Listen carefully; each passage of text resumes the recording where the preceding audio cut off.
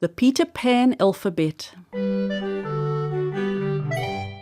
So A is for Adams. Oh, fortunate A, luck certainly seems to be coming your way. In the days of my infancy, A, I recall, stood for ant or for apple or anything small. Now A stands for Adams. Maud Adams, hooray! I always said A would be famous someday.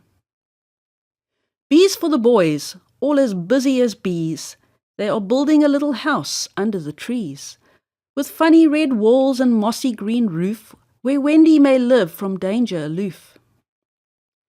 C is the crocodile creepy who ate the right hand of Hook and covets its mate. He makes a loud ticking wherever he goes, for he swallowed a clock, to kill time, I suppose. D is the dire and dread doodledoo with which Peter daunted the pirate crew, and demolished a foolish old proverb for good by crowing before he was out of the wood. E is the exit the three children made, with Peter and Tinker for guides. Who's afraid? They sailed through the window as calm as could be, like three little cherubim out for a spree. F is the fight Peter fought unafraid, and F is the falchion, poetic for blade.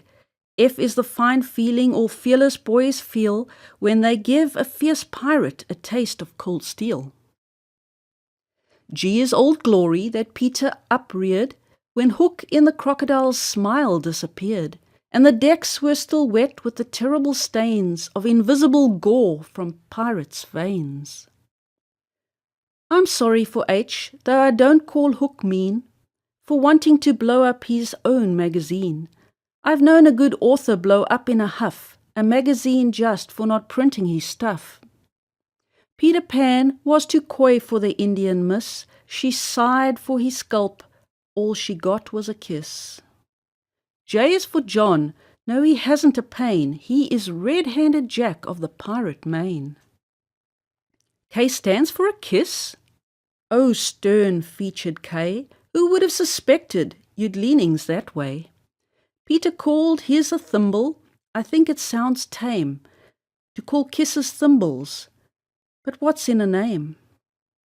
L is the lion who lashed his fierce tail, and did Peter tremble? Did Peter turn pale? Not much. 'Twas the lion who moved to adjourn. He couldn't turn tail, Peter left none to turn. M is for Michael. Shh, whisper it low. In pirate circles, he's called Blackbeard Joe. N is Napoleon, mystic profound, and N is for Nana, the noble nurse hound. Two wonderful natures, each great in his way. One's dead, and the other is having his day. O's for Oddsfish, the pirate's oath. To print such a word, gentle reader, I'm loath. And should you be guilty of language so low, I should have to stop calling you gentle, you know. P is for Peter, and so are we all. May he ever keep young and his shadow stay small. Yet I think 'tis a pity the White House is banned. As president, Peter would simply be grand. Q is the quiver from which Tootles drew the arrow that nearly pierced poor Wendy through. 'Twas Peter's kiss button that stopped it. Ah me, if kisses were buttons, how safe they would be. R's for the Redskins who guarded the cave. What a treat to see Injuns sit up and behave. S is the shadow, though not of much use. You'd surely be sorry if yours should get loose. So see to your shadow, be sure it's on tight. When Peter lost his, he was in a sad plight. Poor Tinkerbell's dying. Quick, say you believe in fairies, that Tinker new life may receive.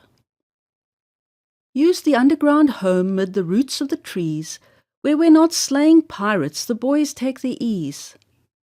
While Wendy sits mending their shirt-waists and hose, and the Redskins above keep watch against foes. V's the vile verse that the pirate bawled. It was not his language so much that appalled, nor the tune, nor his voice, which was raucous and deep. 'Twas the way that he sang it that made your flesh creep.